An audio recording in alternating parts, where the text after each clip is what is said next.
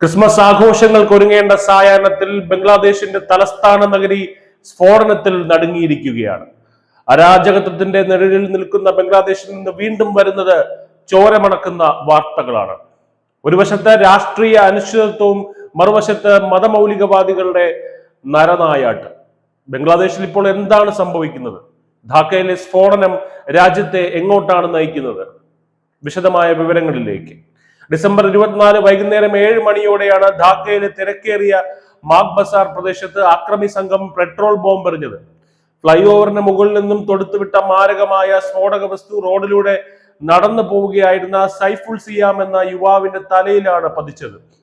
ആ യുവാവിന്റെ തല തൽക്ഷണം ചിഹ്നിച്ചെതിറി സംഭവ സ്ഥലത്ത് തന്നെ മരണം സംഭവിച്ചു. സ്ഫോടനത്തിൽ മറ്റൊരാൾക്ക് ഗുരുതരമായി പരിക്കേൽക്കുകയും ചെയ്തിട്ടുണ്ട്. രണ്ട് വലിയ പള്ളികൾ സ്ഥിതി ചെയ്യുന്ന ഈ പ്രദേശം ഇതോടെ ഭീതിയുടെ നിഴലിലായി.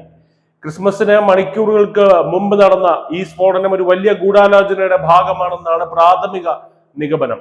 ഇൻക്വിലാബ് മഞ്ചിന്റെ സ്ഥാപകൻ ഷെരീഫ് ഉസ്മാൻ ഹാദിയുടെ മരണത്തിൽ പ്രകോപിതരായവരാണ് ഇതിന് പിന്നിലെന്ന് നിരീക്ഷകർ കരുതുന്നു. ഷെയ്ഖ് ഹസീന സർക്കാരിനെ പുറത്താക്കിയ പ്രക്ഷോഭത്തിലെ മുൻനിരക്കാരനായ ഹാദി കഴിഞ്ഞ ഡിസംബർ 18 ചികിത്സയിലിരിക്കെയാണ് അന്തരിച്ചത്. ഹാദിയെ ഒരു രക്തസാക്ഷിയായി ഇടക്കാല സർക്കാർ തലവൻ മുഹമ്മദ് യൂനസ് വിശേഷിപ്പിച്ചത് അക്രമികൾക്ക് കൂടുതൽ ഊർജം നൽകിയിട്ടുണ്ട്.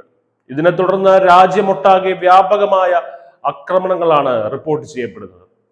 ഇതിന്റെ ഏറ്റവും ദാരുണമായ ഉദാഹരണമായിരുന്നു മൈമൻസിംഗിൽ നടന്ന ഹിന്ദു യുവാവിന്റെ ക്രൂരമായ കൊലപാതകം. ഭ്രാന്തമായ ജനക്കൂട്ടം ദീപു ചന്ദ്രദാസ് എന്ന ഹിന്ദു യുവാവിനെ മർദ്ദിക്കുകയും മരത്തിൽ കെട്ടിത്തൂക്കി ജീവനോടെ ചുട്ടുകൊല്ലുകയും ചെയ്ത വാർത്ത ലോകത്തെ തന്നെ ഞെട്ടിച്ച വാർത്തയാണ്. മതനിന്ദ ആരോപിച്ചായിരുന്നു ഈ പൈശാചികമായ പ്രവൃത്തി. ബംഗ്ലാദേശിലെ പുതിയ ഭരണകൂടത്തിന് ക്രമസമാധാനം പാലിക്കാൻ കഴിയുന്നില്ല എന്നതിന്റെ തെളിവുകളാണ് ഇതൊക്കെ. BNP നേതാവ് താരിഖ് റഹ്മാൻ വർഷങ്ങൾക്ക് ശേഷം ലണ്ടനിൽ നിന്ന് തിരിച്ചെത്താൻ ഇരിക്കെയാണ് ഈ രാഷ്ട്രീയ സ്ഫോടനങ്ങൾ നടക്കുന്നത് എന്നത് കാര്യങ്ങൾ കൂടുതൽ വഷളാക്കുന്നത്. നിയമവാഴ്ച പൂർണ്ണമായും തകർന്ന ഒരു അവസ്ഥയിലേക്കാണ് അയൽ രാജ്യം നീങ്ങുന്നത്.